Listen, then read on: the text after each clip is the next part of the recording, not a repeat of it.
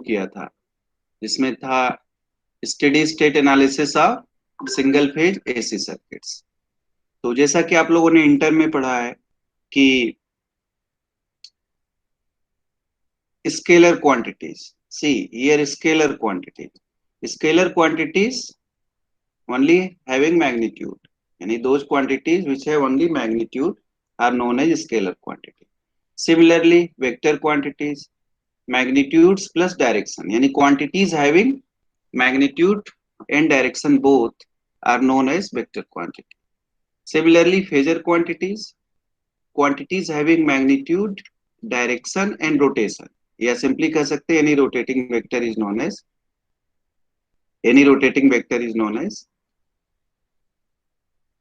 phasor। ठीक है, उसके बाद हमने छोटे छोटे टर्म्स के बारे में शायद बात कर रहा था कि what do you mean by one cycle. तो वन साइकिल के लिए हमने कहा था कि आप एक सर्किल ऐसे मैंने खींचा, ठीक? आप अगर इसको स्मॉल v इक्वल टू लिखते हो vm sine theta, vm sine omega T आप लिखते हो ओमेगा टी, ये एक फेजर है, यानी ये वोल्टेज साइनसॉइडल वोल्टेज। ठीक है, अगर इसको मैं ड्रा करूं तो ऐसे करूंगा, जैसे ये सर्किल है, दिस इज और vm, ये vm लेंथ है इसकी, ये डायरेक्शन है। ठीक है, ये वेक्टर पूरे एंटी क्लॉकवाइज डायरेक्शन में अगर मैं इस ओमेगा स्पीड से घुमा दूं, ये जो स्पीड है ओमेगा, इसी ओमेगा की वजह से फेजर बना है, तो वेक्टर बट ये मूव कर रोटेट करता है दिस ओमेगा स्पीड से। ये वेक्टर यहाँ था, फिर यहाँ आएगा, फिर मूव करके यहाँ जाएगा, एंटी क्लॉकवाइज डायरेक्शन में घूम रहा है, किस स्पीड से? ओमेगा स्पीड से। रोटेटिंग वेक्टर क्यों बोला फेजर को? ऐसे ऐसे घूम रहा है ऐसे। यानी कि इस पॉइंट से स्टार्ट करेगा, कहां से? यहाँ से। यहाँ से एक इलेक्ट्रॉन है, it it starts rotating in this direction, suppose this is a electron, it starts rotating in this direction.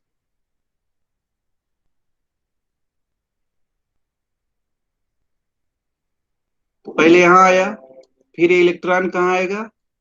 इधर जाएगा, फिर कहाँ जाएगा? इधर जाएगा, फिर कहाँ जाएगा? इधर जाएगा। ठीक है, फिर वापस यहाँ आ जाएगा। मैं क्या समझाने की कोशिश कर रहा हूँ? साइकिल। ठीक है, अगर इसको आप एक्स एक्सिस पे खींचोगे, ऐसे एक्स एक्सिस पे खींचोगे, इस पॉइंट को यहाँ मार्क कर दिया हमने, फिर जब ये इलेक्ट्रॉन मूव करके इस पॉइंट पे पहुंचा, यानी कितना मूव किया? 90 डिग्री। 90 डिग्री को हम एक्स एक्सिस पे मान लो यहाँ मार्क कर लिया, पाई बाई 2। ये 0 डिग्री था, या पाई बाई 2, और इसके करस्पॉन्डिंग डैश डैश डैश करके यहाँ ये पॉइंट आ गया। ऐसे जो साइन खींच देते हो आपने, ये साइन यहाँ खींचा हुआ, तो साइन आता कैसे मालूम तो होना चाहिए। फिर दिस इलेक्ट्रॉन यहां से मूव करके कहाँ गया? ये इलेक्ट्रॉन यहाँ था, अब यहाँ आ गया, मीन्स पूरा कितना मूव किया? 180 डिग्री। तो 180 डिग्री की लाइन को डैश डैश करोगे तो इसी में आएगा, पाई बाई 2 का डबल, यानी कि यहाँ ऐसे। ठीक है, इसको बोलते हैं फेजर रिप्रेजेंटेशन, ये है। और ये वाला जो खींच रहे हैं इसको ग्राफिकल बोलते हैं। ये एक पॉइंट बन गया, फिर ये इलेक्ट्रॉन मूव करके कहाँ आ गया?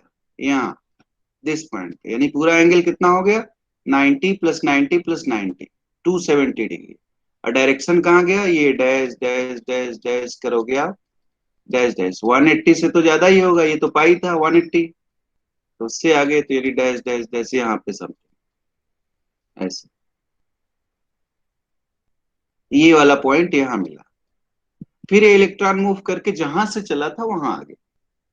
तो एक साइकिल का मतलब जैसे ये पूरा एक राउंड लगा दिया, पूरा एक राउंड लगाया। अगर ऐसे ऐसे लगा रहा है तो इसको बोलते हैं ये फेजर था वीएम लेंथ का, यानी वीएम लेंथ का एक वेक्टर था जो ओमेगा की स्पीड से एंटी क्लॉकवाइज डायरेक्शन में मूव कर रहा था। किस स्पीड से? ओमेगा की स्पीड से। क्योंकि स्पीड था इसमें, इसलिए इसको फेजर बोलते हैं। यहाँ से मूव करते हुए ऐसे जा रहा है, तो वापस आ गया जहां से, तो इसे डैश डैश करोगे तो ये 270 है, दिस पॉइंट इज 270 डिग्री, पाई के टर्म्स में लिखे 270।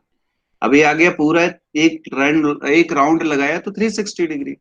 360 मतलब 270 के तो बाद में ही होगा। So this is 360। तो मैंने देखो यहां से इसको किया, अब मैं क्या करता हूँ, मिला देता हूँ। इसको इस पॉइंट से मिला दिया, इसको इस पॉइंट से मिला दिया, इसको इस पॉइंट से मिला दिया, इसको इस पॉइंट से मिला दिया। देख रहे हो, एक साइन वेव बन गया।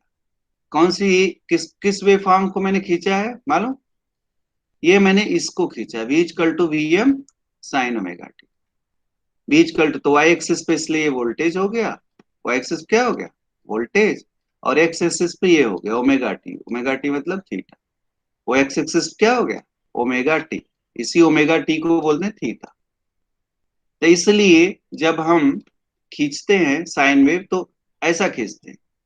तो देखा, साइन वेव क्यों ऐसी बनी? ऐसा नहीं कि आप अपने से जैसे ऐसे बना देते हो हम तो आगे से ऐसे करेंगे और ऐसे कर देंगे ऐसे।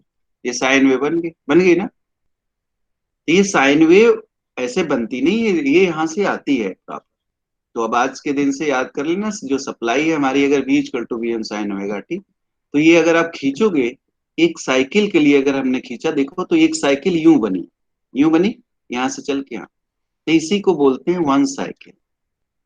तो इसको डिफाइन करने के कई सारे तरीके। एक साइकिल बनी तो देखो, अगर इसका एरिया पॉजिटिव ए है, ठीक, और इसका एरिया निगेटिव ए है, तो कहते हैं one complete set of positive and negative values of any alternating quantity is known as cycle.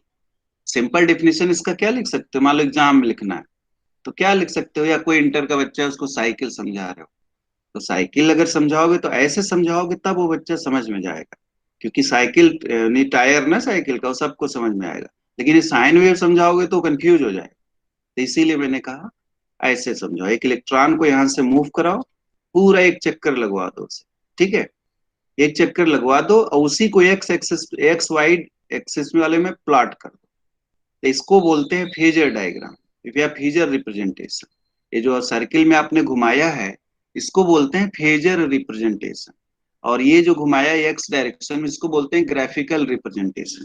तो एक बार 10 मार्क्स में क्वेश्चन आ गया कि what do you mean by phasor, draw the phasor representation of a sinusoidally varying voltage and current.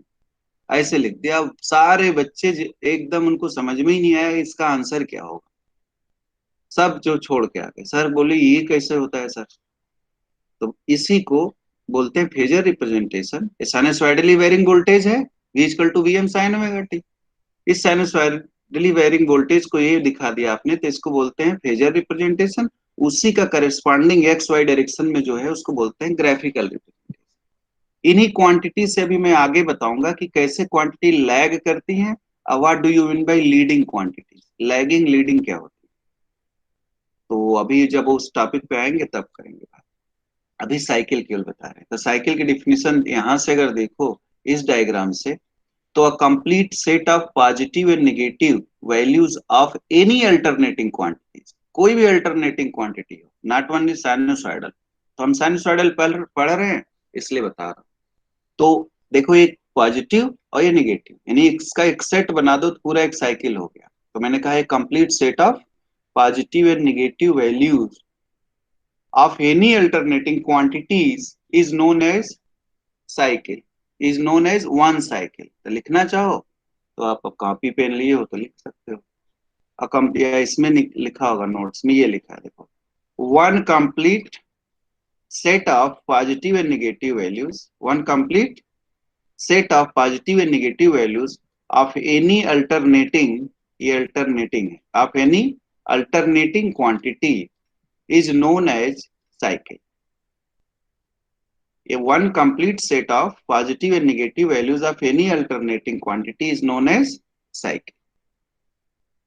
ठीक है, complete, ठीक है, ये है, राइट, ठीक है ना। ये साइकिल है। अगर एक्चुअल डिफिनीशन है, टेक्निकल डिफिनीशन, या जिसको वास्तव में कहते हैं वन साइकिल क्या है, तो वन साइकिल का मतलब होता है हिंदी में सीधा सीधा कि ये इलेक्ट्रॉन यहां से देखो चला है, ये इलेक्ट्रॉन,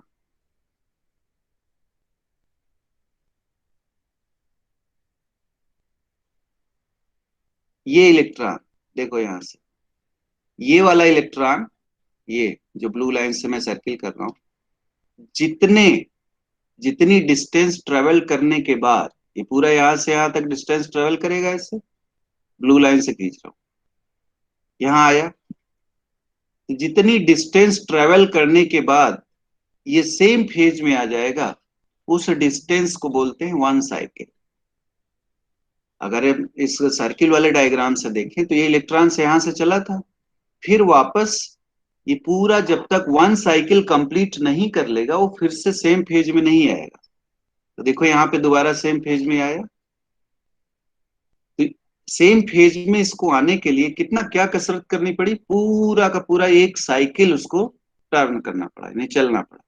इसीलिए कहते हैं जब दो इलेक्ट्रॉन्स जितने डिस्टेंस के बाद वन फेज में आ जाए उस डिस्टेंस को कहते हैं वन साइकिल। अगर इसमें देखना चाहो इस वाले कर्व को, मान लो एक इलेक्ट्रॉन है, शुरू में ये रहा इसका डायरेक्शन, इधर चला है, ये इस डायरेक्शन में चल रहा है। जितनी डिस्टेंस ट्रेवल करने के बाद देखो इस पॉइंट पे आएगा तो इसका डायरेक्शन इधर हो जाएगा, इस पॉइंट पे आएगा इसका डायरेक्शन इधर हो जाएगा। तो सेम फेज में तो नहीं आया ना अभी, इस डायरेक्शन में आया तो इसका फेज इधर हो गया, इस डायरेक्शन में आया तो इसका फेज ये। यानी कि ये इलेक्ट्रॉन जिस फेज में था वापस उसी फेज में कितने डिस्टेंस के बाद आया, यहां हो गया है। तो यहां से लेके यहां तक की जो डिस्टेंस होगी उसको बोलते हैं वन साइकिल। ये कितना हो गया, this is your one cycle. अब साइकिल समझ में आ गई सबको, साइकिल आ गई समझ में। Yes sir. ये साइकिल है, अदरवाइज डिफिनीशन में तो बस आप याद कर लोगे। तो दिस इज वन साइकिल। और ये जो रिप्रेजेंटेशन है इस सर्किल वाले को बोलते हैं फेजर रिप्रेजेंटेशन। और जो ये डायग्राम आपने साइन वेव का खींचा है ये इसी सर्किल से ही आता है ना। तो अब आज के बाद से आपको साइन वेव खींचने में हेजिटेशन नहीं होगा कि क्यों खींचते हैं, तो ये सर्किल वाले डायग्राम से ही करते हैं। मिस ये टूल अच्छा है ना, लिखने से ज्यादा अच्छे से समझ में आ रहा है कि नहीं सभी लोगों को। क्यों, जब मैं लिख के बता रहा हूं तो ज्यादा समझ में आ रहा होगा आई थिंक। तो इसमें हम लोगों ने साइकिल देख ली। अब टाइम पीरियड क्या चीज होता है, आई थिंक मैं वहां तक गया था कि फ्रीक्वेंसी रिड्यूस करेंगे तो हॉरर मूवी क्रिएट करना हो तो कैसे करेंगे ना, यहां तक बताया था पिछली बार। वन साइकिल हो गई, समझ में आ गया। Now what is time period, time taken to complete one cycle is known as time period. Circle वाले को अगर चूज करते हो तो पूरा एक सर्किल लगाने में जितना टाइम लगा उसको बोलोगे टाइम पीरियड। या साइन वेव ऐसे खींचे हो तो पूरा यहां से लेकर के ये पूरा एक साइकिल, यानी कि इतना कंप्लीट करने में जितना भी ये टाइम लगाओगे ये इसी को बोलते हैं टाइम पीरियड। इसे क्या बोलते हैं, टाइम पीरियड। सो ये वन साइकिल हो गई। अगर सर्किल वाले की बात करोगे तो अगर यहां से आप चले हो यहां से वापस एक वन साइकिल कंप्लीट करने में जो टाइम लगा उसको बोलते हैं time period, simple. Now time period की फ्रीक्वेंसी, टाइम पीरियड का जो यूनिट होता है वो होती है सेकेंड। ये किसमें दिया जाता है, सेकेंड। तो आपको साइकिल पता चल गई, टाइम पीरियड पता चल गया, उसके ऊपर आप एक स्केलर इंटर में जानते ही हो, वेक्टर भी जानते हो, फेजर आपने जान लिया कि मैग्नीट्यूड डायरेक्शन उसके साथ साथ क्या हो जाए रोटेशन, तो इसको फेजर बोलते हैं। आप ये भी जान गए कि अगर किसी वोल्टेज करंट और पावर को स्मॉल लेटर से लिखा है इसका मतलब है इसकी वैल्यू कंटिन्यूअसली वेरी कर रही है टाइम के साथ, तो उसको बोलते हैं इंस्टैन्टेनियस वैल्यू। अगर इसी को मैं कैपिटल से लिख दूं, जैसे यहाँ पे लिखा है capital V, capital I, capital P, तो इसका मतलब हुआ ये कांस्टेंट वैल्यू है, इसी को मैक्सिमम वैल्यू या पीक वैल्यू बोलते हैं। अगर स्मॉल से मैं लिख दूं ऐसे small I, small I, small I, small B, small P, तो ये स्मॉल लेटर से जो लिखी गई हैं इनको बोलते हैं इंस्टैन्टेनियस वैल्यू। ठीक, तो इस इंस्टैन्टेनियस जान लिया, कांस्टेंट वैल्यू जान ली, ठीक है, इस साइकिल जान लिया, टाइम पीरियड जान लिया। अब फ्रीक्वेंसी की बात। तो अच्छा टाइम पीरियड का अगर कैलकुलेशन करना है तो कैसे करेंगे आप लोग, मान लो कैलकुलेट करना है तो time period omega equal to होता है 2 पाई कैपिटल टी। तो ये फॉर्म ये लगा करके कभी भी टाइम पीरियड निकालना होगा तो निकाल लें। ठीक है, this is now frequency. Frequency क्या होती है? देखो, मैं एक सर्किल खींचा, यहां से एक इलेक्ट्रॉन चला। भाई इलेक्ट्रिसिटी है तो इलेक्ट्रॉन ही तो मूव करता है। इलेक्ट्रॉन जिधर मूव करेगा उसके अपोजिट डायरेक्शन में करंट फ्लो होती है, यही तो है कंसेप्ट। ये इलेक्ट्रॉन एक सेकेंड में जितना इस सर्किल का जितने भी साइकिल कंप्लीट कर ले, इसको बोलते हैं, देखो ये 1 साइकिल हुआ, 2 साइकिल हुआ, ऐसे 3 साइकिल हुआ। यानी कि एक सेकेंड में ये इलेक्ट्रॉन जितनी साइकिल कंप्लीट कर ले, जितनी साइकिल कंप्लीट करेगा, एक्स एक्सिस पे ऐसे लिखोगे ना, ये एक साइकिल हुई। आपने सर्किल में तो ऐसे दिखा दिया, ऐसे दिखाओगे एक साइकिल। एक साइकिल का मतलब एक पॉजिटिव और एक निगेटिव। फिर अगर दूसरी बार करोगे तो ऐसे करोगे, दूसरी साइकिल, एक दूसरा पॉजिटिव दूसरा निगेटिव। या यहां बात करो तो एक साइकिल में एक चक्कर, 2 चक्कर, 3 चक्कर। यानी कि एक इलेक्ट्रॉन एक सेकेंड में जितनी साइकिल कंप्लीट कर ले उसी को बोलते हैं फ्रीक्वेंसी। या उसका दूसरा मीनिंग ये है कि एक साइकिल में कोई करंट है, कितनी बार जीरो हो रही है? एक, दो, 2 बार वो जीरो हो रही है। देखो एक साइकिल ड्रा करके देखो, ऐसे ऐसे कर लो, ये है। तो एक बार यहाँ जीरो है, एक बार यहाँ जीरो, यानी 2 बार उसकी वैल्यू क्या हो रही है? जीरो। स्टार्टिंग में जीरो है और फिर यहाँ जीरो होगी। तो कोई भी सप्लाई है अल्टरनेटिंग है, तो एक साइकिल में 2 बार वो जीरो हो जा रही है ना। 2 बार उसकी वैल्यू क्या हो रही है? यानी कि हमारा मान लो घर में है जो उसका फ्रिक्वेंसी क्या है, 50 कहते हो ना, 50 हर्ट्स लिखते हो ना, 50 हर्ट्स। इसका मतलब जानते हैं आप लोग 50 हर्ट्स का? तो टाइम, चलो अभी पहले ऐसे करें, number of cycles completed in 1 second is known as frequency. पहले तो डिफिनीशन है, number of cycles completed in 1 second is known as frequency. यहाँ 60 में लिखा है number of cycles per second is known as frequency. तो फ्रीक्वेंसी को अगर फार्मूले में अगर हम रखना चाहें तो दिस एफ इक्वल टू होता है 1/कैपिटल टी, टी का रेसिप्रोकल। जब कैलकुलेशन करना होगा तो फ्रीक्वेंसी इक्वल टू 1/टी, टी की वैल्यू यहां से रख देना, ओमेगा/2 पे अगर दिया होगा तो। अब बाकी यूनिट क्या होती है? यूनिट बहुत इंपॉर्टेंट है इसके। इसकी यूनिट फ्रीक्वेंसी की यहाँ तो हर्ट्ज लिख दिया, HERTZ। हर्ट्ज तो किसी साइंटिस्ट का नाम है, उसने लगा लिया, बट एक्चुअल में इसका क्या होता है? Cycles per second. यही तो आपने बोला है, साइकिल्स पर सेकेंड। इस साइकिल पर सेकेंड को ही हम कहते हैं हर्ट, HERTZ। इसी को बोलते हैं हर्ट्स, जिसको शॉर्ट में आप क्या लिखते हो? EHZ, hertz. तो इसीलिए हम कहते हैं 50 हर्ट्स। एक्चुअल में इसका मतलब 50 साइकिल्स पर सेकेंड। तो जो घर में हमारे सप्लाई आ रही है उसकी फ्रीक्वेंसी 50 साइकिल्स पर सेकेंड है। कितनी है? 50 साइकिल्स पर सेकेंड। यानी कि जो हमारे, आप जिस भी रूम में बैठे हो, अगर वहां CFL जल रहा है, ट्यूबलाइट जल रही है या बल्ब जल रहा है, वो बल्ब 50 बार जल रहा है, 50 बार बुझ रहा है। यही हुआ ना, करंट जीरो हो रही है 2 बार। तो कुल मिला के 50 बार जल रहा है, 50 बार बुझ रहा है, 50 बार पॉजिटिव, 50 बार निगेटिव।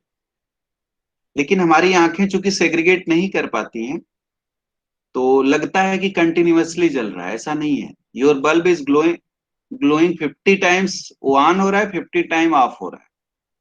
तो यहीं पे मान लो किसी को ऐसा कुछ प्रोजेक्ट बनाना है जिसमें कि बल्ब जले बुझे, वो दिखे, इंसान को क्या हो, दिखे। अभी आपको नहीं दिख रहा है क्योंकि फ्रीक्वेंसी 50 हर्ट्स है। 50 हर्ट्स होने से यह है कि 50 साइकिल्स पर सेकेंड, एक सेकेंड में 50 साइकिल हो रहा है। एक साइकिल में मैंने बताया, आपको दिखाया, एक साइकिल में क्या हो रहा है, देखो ऐसे।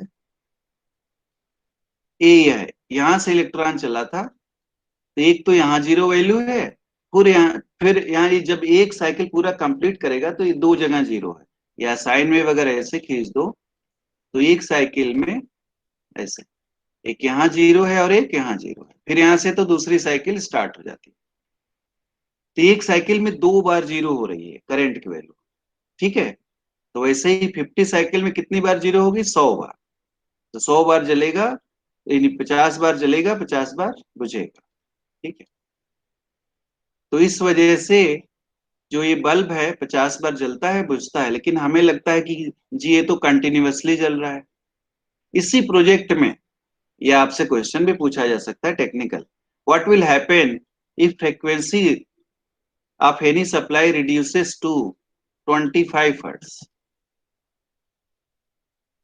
अगर 25 हर्ट्ज कर दूं तो क्या होगा, 25 हर्ट्ज का मतलब 25 साइकिल पर सेकेंड। 10 हर्ट्ज कर दूं तो क्या होगा, कर सकता हूं कि नहीं पहले ये बताओ। 10 हर्ट्ज सप्लाई हो तो क्या मतलब है, 50 हर्ट्ज था उसको आपने वो 110 हर्ट्ज कर दिया, क्या होगा। तो ऊपर की फ्रीक्वेंसी, यहाँ तो बॉर्डर लाइन है ना, ये 50 हर्ट्ज की बॉर्डर लाइन है इंडिया के लिए। अगर इंडिया से बाहर जाओगे तो 60 हर्ट्ज बॉर्डर लाइन होती है। तो कहते हैं 50 हर्ट्ज को स्टैंडर्ड मान लिया, और उधर जो आउटसाइड उधर है हमारे यूएसए वगैरह, यूके वगैरह, उधर है यूरोपियन कंट्रीज का लो एक लाइन में, यूरोपियन कंट्रीज में 60 हर्ट्ज। तो ये बताओ 10 हर्ट्ज का मतलब क्या है। कल को मान लो आप एक प्रोजेक्ट बना रहे हो, ठीक है, एक प्रोजेक्ट बनाए और उस प्रोजेक्ट में कह दिया गया कि भाई इसमें कुछ हॉरर इफेक्ट भी डालना है। क्या डालना है, हॉरर इफेक्ट डालना है, मतलब डरावना सीन डालना है। डरावना सीन, जिसे हॉरर मूवी देखा होगा तो कैसे होता है, हॉरर मूवी में आप देखते हो बल्ब जलता है बुझता है, जलता है बुझता है, तो लगता है यहाँ कोई लगता है भूत आ गए। तो उसको क्रिएट करना है आपको। आप टेक्नीशियन हो, ये लग लीजिए आप इंजीनियर हो उसके, आप क्रिएट करना हॉरर इफेक्ट कैसे करोगे। सप्लाई तो वही है आ रही 50 हर्ट्ज की, तो क्या करो उस सप्लाई की फ्रीक्वेंसी रिड्यूस कर दो। फ्रीक्वेंसी क्या करो, रिड्यूस कर दो। तो जब फ्रीक्वेंसी रिड्यूस करोगे तो करते करते 25 हर्ट्ज तक तो अपने हमारी जो आंखें होती हैं वो, उनको लगेगा कि जी कंटिन्यूअसली जल रहा है ये बल्ब। लेकिन जो ही 25 हर्ट्ज से नीचे आओगे, 25 हर्ट्ज से नीचे जो ही आओगे, तो आपको क्लियरली दिखने लगेगा कि ये बल्ब जल रहा है बुझ रहा है। जितना फ्रिक्वेंसी कम करते जाओगे, मान लो 10 हर्ट्ज कर दिया, 10 हर्ट्ज का मतलब क्लियरली दिखेगा अब कि ये बल्ब, ये जो बल्ब है ये डिम हो गया, फिर एक से फिर ऑन हो रहा है, डिम हो रहा है, ऑन हो रहा है, डिम हो रहा है, ऑन हो रहा है, डिम हो रहा है, ऑन हो रहा है, एकदम क्लियर देखेगा। 10 हर्ट्ज में तो एकदम विजिबिलिटी होगी, तो लगेगा कि अब तो भूत आ गया कमरे में। तो ठीक है, मूवी में जो हॉरर मूवी होती है, हॉरर इफेक्ट दिखाना है, तो हम क्या करते हैं, सप्लाई की फ्रिक्वेंसी रिड्यूस करते हैं। तो ये प्रैक्टिकल एप्लीकेशन हो गया जो रियल लाइफ में आप कर सकते हो। मार्केट से ले आओ कोई, आप रियोस्टेट से भी कर सकते हो। आप एक फ्रिक्वेंसी वेरिएशन वेरिएटर ले आओ, लगा दो, फ्रिक्वेंसी कम कर दो, फिर देखोगे कि पूरा का पूरा आपका क्या हो रहा है, हॉरर इफेक्ट क्रिएट हो गया। तो देखा, फ्रिक्वेंसी का ये एप्लीकेशन था।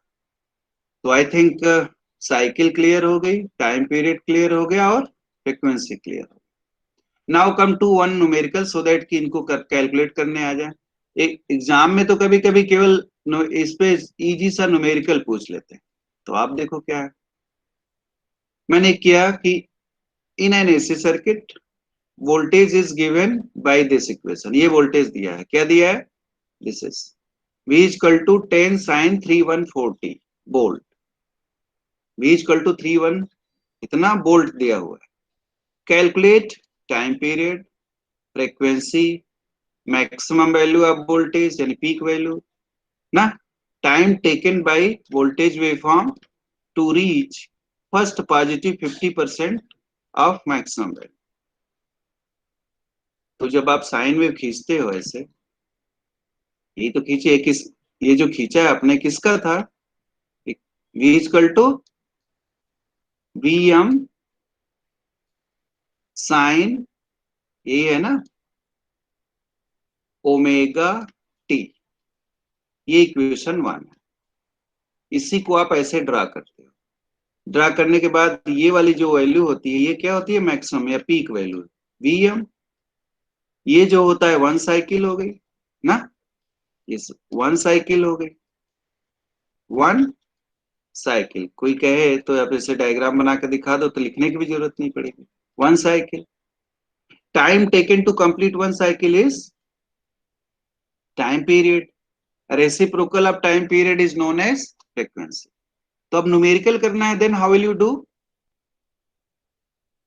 How will you do numerical. तो ये जो आप पहले लिखो v equal to Vm sine omega T, ठीक है, ये लिख दिया। लिखने के बाद ये जो है, जो दिया हुआ इक्वेशन 1 है, इक्वेशन 1 आप उससे इसको कंपेयर कर दो, इससे क्या कर दो, कंपेयर कर दो, ठीक है जी। ठीक, से कंपेयर कर दो। तो कंपेयर करोगे तो देखो ये Vm है, ये इसकी वैल्यू कितनी हो जाएगी, 10। इक्वेशन 1 और 2 को कंपेयर कर रहा हूं, तो कंपेयरिंग, इसमें तो उतना अच्छे से सोल्यूशन में नहीं लिखा है, छोटे में लिख दिया। तो आप लिखोगे comparing equation 1 and 2, comparing equation 1 this and equation 2 this, we get क्या, Vm equal to 10 volt. Vm क्या होता है, मैक्सिमम वैल्यू, यानी कि आपने ये पार्ट थर्ड कर लिया है। क्या पूछा था, मैक्सिमम वैल्यू ऑफ वोल्टेज। ठीक, अब देखो ये omega, this omega will be equal to how much, 314। तो आपने ओमेगा इक्वल टू लिख दिया 314, जो कि यहाँ लिखा हुआ है ना। ओमेगा की वैल्यू होती कितनी है, 2 pi by T, 2 pi by capital T. शायद ऊपर में उल्टा लिख दिया था, 2 पाई बाई कैपिटल टी, या 2 पाई एफ कर लो, पहले यहीं शुरू कर। ओमेगा की वैल्यू होती है 2 pi into frequency, 2 pi F. 2 pi F equal to दे दिया 314। यहां से फ्रीक्वेंसी निकाल लो, frequency equal to 314 divided by 2 pi. Pi की वैल्यू कितनी होती है, पाई की वैल्यू कोई बोलेगा, बोलो या चैट बॉक्स में लिख दो, पाई की वैल्यू 3.14 सर। 3.14। इसको करोगे तो ये आएगा 50 हर्ट्स, 50 हर्ट्स। तो ये जो 314 लिखा है बेसिकली ओमेगा की वैल्यू है। जो एफ इक्वल टू 50 हर्ट्स रखोगे तो 2 पाई एफ की वैल्यू कितनी आ जाती है, 314। यहां से फ्रीक्वेंसी निकाल लिया आपने। Now how to calculate time period. So since time period equal to 1 by क्या होता है, फ्रीक्वेंसी। 1 by frequency. सो 1/50, इसको कहोगे तो ये आ जाएगा 0.02 सेकेंड। तो जो ये वेवफॉर्म दी है उसकी फ्रीक्वेंसी है उसका टाइम पीरियड है 0.02 सेकेंड, फ्रीक्वेंसी है 50 हर्ट्ज और मैक्सिमम वैल्यू है 10 वोल्ट। 3 पार्ट्स आपने कर लिया, ठीक है, 3 पार्ट्स कर लिया। अब क्या पूछते हैं फोर्थ, लास्ट में कह रहे हैं कि time taken by voltage waveform to reach 50% of positive 50% of maximum value. इसका क्या मतलब है, ये साइन वेव है, ये ये तो इसका 100% मैक्सिमम वैल्यू हो गया। कितना दिया है, 10 वोल्ट निकाले ना, 10 वोल्ट। 10 वोल्ट जो है ये मैक्सिमम वैल्यू। कह रहे हैं फर्स्ट पॉजिटिव 50% रीच करेगा कितने समय के बाद, यानी कि इसका आधा, यानी कब ये यहां पहुंच जाएगी वेव फॉर्म, यही तो कह रहा है। तो जो ये इक्वेशन दिया है इसमें यहाँ v की वैल्यू कितना रख दो, 5। यहाँ पे v की वैल्यू रख दो 5, और यहाँ से टाइम की वैल्यू निकाल लोगे आप लोग। इसमें v की वैल्यू कितना रख दो, फर्स्ट 50% ऑफ इस मैक्सिमम वैल्यू है 10, उसका 50% हुआ 5, तो 5 रख दिया, तो यहाँ से टाइम निकाल लो। तो इस इक्वेशन से टाइम कैसे निकलेगा, साइन 314t इक्वल टू हो जाएगा 5/10। 5/10 में यहाँ से फिर t टी इक्वल टू होगा sine inverse 1/314 sine inverse 5/10। I think अब यहाँ से आप लोग टी इक्वल टू निकाल लोगे ना, निकाल लोगे ना। कितना होगा 1/314 साइन इनवर्स और 5/10। सो इतना सेकेंड यानी इतने सेकेंड के बाद ये वोल्टेज जो है अपने मैक्सिमम वैल्यू के आधे पे पहुंच जाएगा। ठीक है, तो आई थिंक आप लोग को ऐसे अच्छे से आएगा। ठीक है, कर लोगे अब ऐसे क्वेश्चंस को आप लोग। छोटा सा है तो बहुत एलिमेंट्री लेवल का question. Now come to form factor and peak factor. दो टर्म होते हैं, form factor and peak factor. तो सेक्शन ए की बात करें 2 मार्क्स में तो केवल फॉर्मूला लिखना होगा, define form factor and peak factor. Define form factor and peak factor. अगर वो 5 या 10 मार्क्स में पूछे तो एक वेव फॉर्म दे देंगे, कहेंगे calculate the form factor of this wave form, given wave form. तो कैसे करेंगे, तो अभी थोड़ी देर में देखोगे कि फॉर्म फैक्टर और पीक फैक्टर निकालने के लिए आपको उस वेव फॉर्म का आरएमएस वैल्यू और एवरेज वैल्यू फाइंड आउट करना पड़ेगा। आरएमएस वैल्यू और एवरेज वैल्यू। तो आरएमएस एवरेज वैल्यू अगर आता है तो अच्छी बात है, नहीं आता है तो भी सीख लेंगे।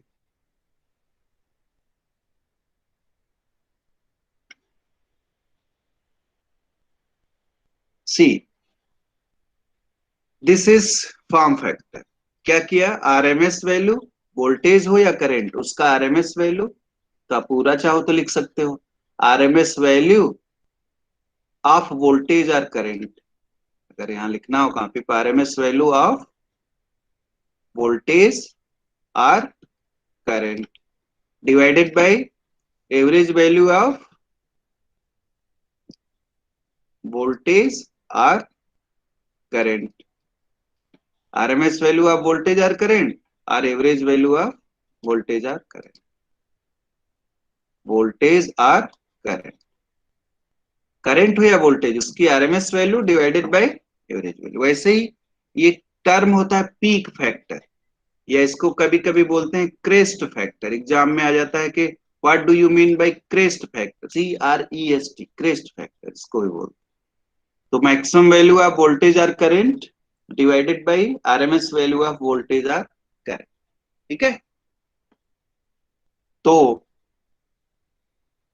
अब ये कभी कभी पता है क्या होता है, ये है तो छोटा सा 2 मार्क्स में, ये हमेशा आता है। या तो 2 मार्क्स में आएगा तो केवल ये डिफिनीशन आएगा और ये डिफिनीशन तो आपको लिखना है। बट ये बहुत ज्यादा 90% केसेस में मिस्टेक होता है बच्चों से। 90% केसेस में स्टूडेंट्स मिस्टेक करते हैं इसको।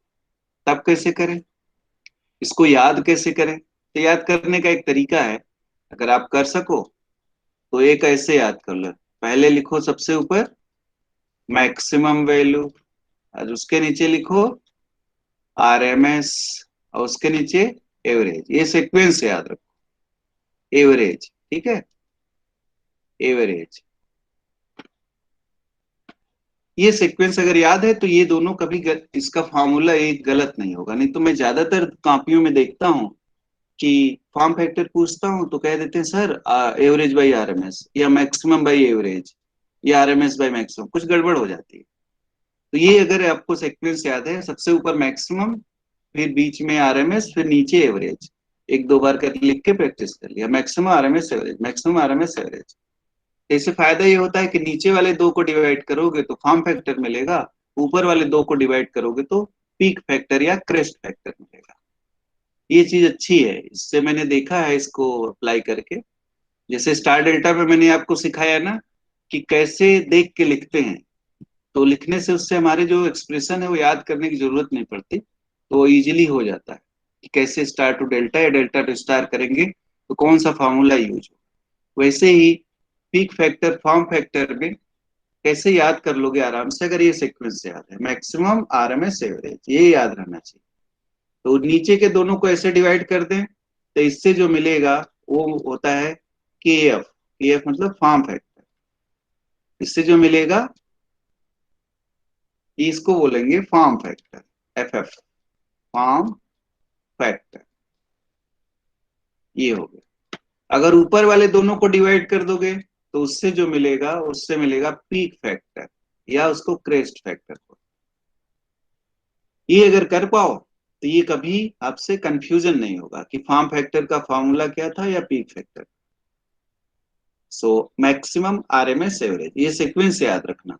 तो मैक्सिमम आरएमएस को डिवाइड करोगे तो पीक फैक्टर मिलेगा, और नीचे आरएमएस एवरेज को डिवाइड करोगे तो फॉर्म फैक्टर। ठीक। तो एक चीज आपको ध्यान से देखना है इसमें कि फॉर्म फैक्टर में क्या मिला, क्या क्या टर्म यूज हुए हैं, आरएमएस वैल्यू और एवरेज वैल्यू।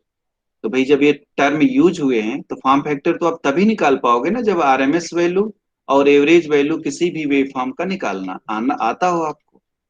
तो देखो, एक तो वेव फॉर्म ये है जो साइनसॉइडल अभी पढ़ा है, तो इसका निकालना सीखेंगे। एक वेव फॉर्म ये है जिसको बोलते हैं फुल वेव रेक्टिफायर का आउटपुट सिग्नल। एक वेव फॉर्म ये है इसको बोलते हैं हाफ वेव रेक्टिफायर का आउटपुट सिग्नल। ठीक है, इसका निकालना सीखेंगे, भी बताऊंगा। मैंने निकाला है सबका। एक है स्क्वायर वेव फॉर्म, ये ये इन्वर्टर जो घर में यूज करते हैं ना उसका आउटपुट सिग्नल है इन्वर्टर का। तो इसमें देखो आरएमएस वैल्यू क्या आ जाता है, मैक्सिमम के इक्वल आ जाता है। तो मैक्सिमम के इक्वल आने की वजह से, और जो साइनसॉइडल होता है उसमें देखते हो क्या आता है, साइनसॉइडल में, ये देखो साइनसॉइडल में जो आरएमएस वैल्यू आई, ये आई Vm/√2। ए या Vm/√2, यानी कि मैक्सिमम वैल्यू का 0.7 टाइम्स आता है। तो यानी कि मैक्सिमम वैल्यू से कम होती है आरएमएस वैल्यू, जो सप्लाई देती है वो आरएमएस वैल्यू हमेशा दिया जाता है। तो जो नॉर्मल सप्लाई होती है एसी, उसकी आरएमएस वैल्यू Vm/√2 होती है। जो इन्वर्टर का आउटपुट सिग्नल होता है उसका आरएमएस वैल्यू होता है Vm। तो Vm ज्यादा है या Vm/√2 ज्यादा है? क्योंकि Vm/√2 क्या है, ये ज्यादा है Vm/√2 से। Vm/√2 एसी जो नॉर्मल आ रही थी उसका आरएमएस वैल्यू होता है Vm/√2। ठीक है, और जो इन्वर्टर का जो आउटपुट है उसका आरएमएस वैल्यू होता है Vm। तो Vm/√2 से ज्यादा हुआ ना। यानी कि जब हमारी लाइट जाती है तो हमारे पंखे को अब Vm मिलने लगता है। पहले क्या मिल रहा था, Vm/√2। अब उसको Vm मिल रहा है। चूंकि पंखे को ज्यादा वोल्टेज मिलता है इसीलिए पंखा तेज चलता है। कब, जब इन्वर्टर से चलता है। ध्यान से देखोगे तो दिखेगा आपको, प्रैक्टिकली भी दिखेगा। लाइट जाते ही पंखा थोड़ा सा तेज हो जाता है, वो इसी वजह से होता है क्योंकि square wave form, inverter square wave form देता है। ये भी तो एसी ही है। एसी मतलब अल्टरनेटिंग करंट, एक बार पॉजिटिव तो एक बार निगेटिव। अल्टरनेटिंग से तो ये मतलब है, शेप क्या है उससे मतलब नहीं होता। वो तो साइनसॉइडल हमने ले लिया है, उसके कुछ फायदे हैं इस वजह से ले लिया है। तो इन्वर्टर ये देता है, इसमें चूंकि मैक्सिमम वैल्यू ज्यादा होती है इस वजह से इन्वर्टर से जब फैन चलता है तो तेज चलता है। उसके बाद ये वेव फॉर्म दिखेगी, साटूथ वेव फॉर्म। इसका आरएमएस वैल्यू एवरेज वैल्यू कैसे निकालते हैं सीखेंगे। तो आरएमएस और एवरेज वैल्यू क्यों निकालते हैं by the way, form factor calculate करने के लिए। फॉर्म फैक्टर इक्वल टू होता है आरएमएस बाई एवरेज। तो आरएमएस जब तक नहीं निकालोगे और एवरेज जब तक नहीं निकालोगे और फॉर्म फैक्टर वाले फॉर्मूले में रखोगे नहीं तो निकलेगा नहीं। तो आपके एग्जाम में तो 10 मार्क्स में या 5 मार्क्स में ये वेव फॉर्म बना देगा, ऐसे लिख देगा 10(2)E, कहेगा calculate the form factor of the given voltage wave form. V है तो वोल्टेज और आई कर दूं तो करंट। अब आप तो आसमान देखने लगे कि अब इसका फॉर्म फैक्टर कैसे निकाला। तो कुल मिला के एग्जामिनर ये चाहता है कि आप इस वेव फॉर्म का आरएमएस वैल्यू और एवरेज वैल्यू निकाल पाओगे कि नहीं। ये आरएमएस एवरेज निकाल के उसमें रख देना। ठीक है, वैसे ही ये वेव फॉर्म है, ये ट्रायंगुलर वेव फॉर्म है। इसका आरएमएस और एवरेज वैल्यू कैसे निकालते हैं तो सीखेंगे। कैसे निकालते हैं, एक लाइन है स्ट्रेट लाइन, पहले तो इसका हमें तो वो निकालना पड़ेगा ना वेव फॉर्म का, इसका इक्वेशन क्या है। फिर उसका आरएमएस निकालेंगे, एवरेज निकालेंगे, और फिर फॉर्म फैक्टर वाले फार्मूले में रख देंगे। ठीक है, तो ये आपके एग्जाम में कोई एक वेव फॉर्म रहती है, आपके एग्जाम में कोई एक वेव फॉर्म होगी। तो पहले आरएमएस एवरेज निकालते कैसे हैं वो सीख लेते हैं। शुरू कहाँ से करते हैं, साइनसॉइडल से। ठीक है, तो हम लोग इसकी आरएमएस एवरेज वैल्यू निकालना सीखेंगे, आरएमएस एवरेज वैल्यू निकालना सीखेंगे। ठीक है, तो ये आना चाहिए। इंटर में भी हम इससे डर जाते हैं कि कैसे निकालें, क्या करें। तो देखो पहले साइनोसॉइडल लेके चलता हूं, दिस वन, ये है sinusoid. First thing, average value RMS value निकालने का पहला फंडामेंटल प्रिंसिपल ये है कि आप चेक करो कि वेवफॉर्म सिमेट्रिकल है कि नहीं। अब साइनोसॉइडल खींचूं तो मैं ऐसे खींचूंगा, ऐसे, ये वेवफॉर्म सिमेट्रिकल निकली, यानी अगर इसका एरिया प्लस ए है तो नीचे वाले का एरिया क्या होगा, माइनस ए, माइनस ए। ठीक है, और एवरेज वैल्यू जब, अगर वोल्टेज वेवफॉर्म है तो वोल्टेज ले लो, करंट होती तो करंट ले लेंगे, और एक्स एक्सिस क्या है, थीटा, थीटा मतलब ओमेगा टी। अगर इसका मुझे निकालना है एवरेज वैल्यू आरएमएस, एवरेज तो हमें इसका एरिया निकाल लिया, इसका एरिया निकाल लिया, जोड़ोगे तो जीरो होगा। क्यों हम यहां तक ले रहे हैं, क्योंकि ये पूरा वन टाइम पीरियड पे कैलकुलेशन किया जाता है। जब भी एवरेज वैल्यू या आरएमएस वैल्यू निकालेंगे तो पूरा ड्यूरेशन, यानी कि ये जो पूरी वन साइकिल कंप्लीट होती है ना, ये पूरा इलेक्ट्रॉन यहां से चला था और यहां आया, इसको बोलते हैं time taken to complete one cycle is known as time period. यहां से चला था, यहां आ गया। अगर इस वाले कर्व में देखें तो यहां से चला और यहां आ गया। अब इसने इस टाइम के बाद वेवफॉर्म अपने आप को रिपीट करेगी ना, फिर रिपीट करेगी ऐसे। तो जितने ड्यूरेशन के बाद वेवफॉर्म अपने आप को रिपीट करती है, उस ड्यूरेशन को बोलते हैं टाइम पीरियड। तो किसी भी वेवफॉर्म में ड्यूरेशन चेक करना चाहिए। अब साइन वेव है, जैसे मैं कर रहा हूं, तो ये चेक करूं तो ये यहां से चली ऐसे, ऐसे यहां आई, अब यहां से फिर रिपीट करेगी। तो कुछ, अब चाहे वो उसके बाद 10 राउंड रिपीट करे, चाहे 100 या 1000, डजेंट मैटर। आप केवल एक टाइम पीरियड की चीजों का एनालिसिस कर लो, तो वही चीज 50 साइकिल के लिए भी वैलिड है, 100 साइकिल के लिए भी वैलिड है, 1000 साइकिल्स के लिए भी वैलिड है। तो इसीलिए जब हम वेवफॉर्म के एनालिसिस करते हैं किसी, केवल एक साइकिल के लिए करते हैं, तो एक साइकिल को हम लेंगे केवल एक। अब इसमें हम देख रहे हैं एक साइकिल में कि ये ड्यूरेशन तो इसका, वेवफॉर्म स्टार्ट तो यहां से हो रही है, तो यहां से यहां तक का अगर आप एरिया निकालोगे, एरिया का मतलब होता है कंटिन्यूअस अगर वेवफॉर्म होती हैं तो उनका एरिया निकालने के लिए इंटीग्रेशन करते हैं। ठीक है, डिस्क्रीट वैल्यू होती है तो उसका एवरेज वैल्यू बहुत इजीली निकाल लो। मान लो 10 क्वांटिटीज हैं, 10 वैल्यूज दी हुई हैं, कुछ भी वैल्यू है आपका, मान लो एक 10 है, एक 20 है, एक 30 है, ये 3 वैल्यू है, इनका एवरेज आपको निकालना है। कैसे करते हो, 10 + 20 + 30/30, बाई 3, ऐसे ही तो करते हो। 10 + 20 + 30 डिवाइडेड बाई 3। तो डिस्क्रीट वैल्यू दी हुई है तो ऐसे निकाल लेते हैं, बट कंटिन्यूअस जब होगी तो उसका एरिया निकालना होता है। इसको मैं नेक्स्ट लेक्चर में सिखाऊंगा कैसे निकालते हैं, सो दैट कि ये बहुत इजी हो जाए जिनको भी डर लगे। अभी आपका नेक्स्ट लेक्चर का टाइम हो गया है, तो आप उसमें ज्वाइन करिए, और सभी लोग सेफ रहो, अच्छे से रहो, एंड टेक केयर। ठीक है, now you all can leave.